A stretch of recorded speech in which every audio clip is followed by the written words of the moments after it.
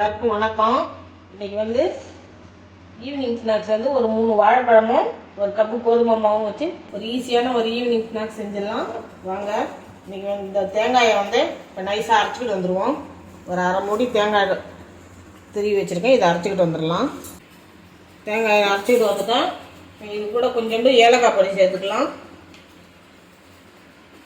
ஏலக்காய் தூள் சேர்த்துக்குவோம். கொஞ்சமாக ஒரே ஒரு பிஞ்சு உப்பு மட்டும் போட்டுக்குவோம். இதில் இப்போ நான் 3 கற்பூரவள்ளி வாழைப்பழம் எடுத்து வச்சுருக்கேன். இதை வந்து உரிச்சிட்டு இதில் சேர்த்துக்குவோம். நீங்கள் எந்த வாழைப்பழமாக இருந்தாலும் பரவாயில்ல.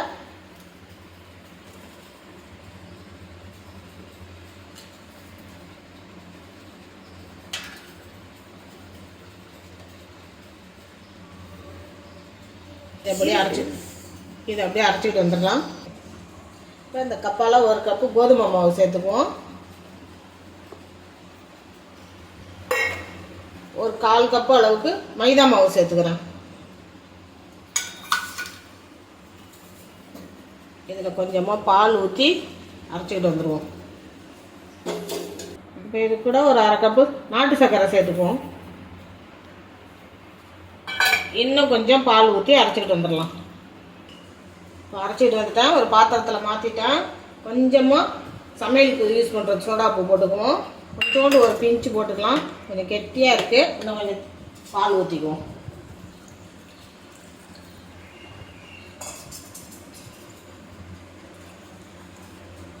இந்த மாதிரி தோசை மாவு பதத்துக்கு கரைச்சிக்குவோம்.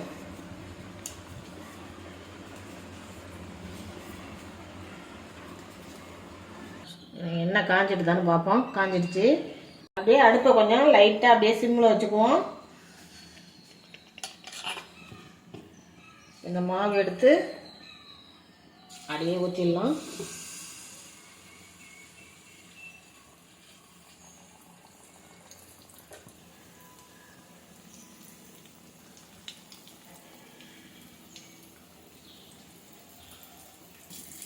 அடுப்பு அப்படியே சிம்மிலே இருக்கட்டும். ரொம்ப தீ வச்சோம்னா அப்படியே கரிஞ்சு போயிடும். சிம்மிலே இருக்குது.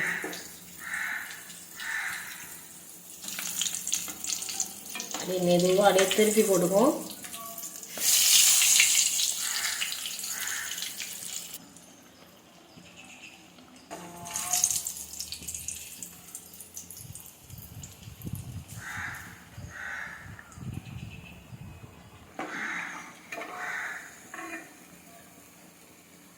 வெந்துருச்சு. அப்படியே எடுத்துடலாம்.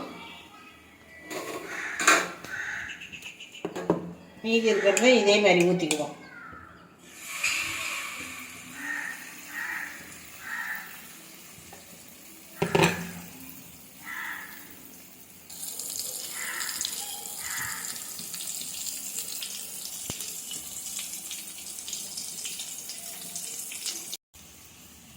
இதே மாதிரி எல்லாத்தையும் ஊற்றி எடுத்துக்குவோம். இப்போ ஸ்கூல் லீவில் இருக்கிற பசங்களுக்கு வந்து பிள்ளைங்களுக்கெல்லாம் இந்த மாதிரி நீங்கள் செஞ்சு கொடுத்து பாருங்கள். ஈவினிங் ஸ்நாக்ஸு நல்லா விரும்பி சாப்பிடுவாங்க. பாருங்கள், அப்படியே பஞ்சு போல் நல்லா சூப்பராக வந்திருக்குது. இதே மாதிரி நீங்களும் செஞ்சு சாப்பிட்டு பாருங்கள். சாப்பிட்டு பார்த்துட்டு எப்படி இருந்தது எனக்கு கமெண்டில் சொல்லுங்கள். இந்த வீடியோ பிடிச்சிருந்தா ஒரு லைக் பண்ணுங்கள்.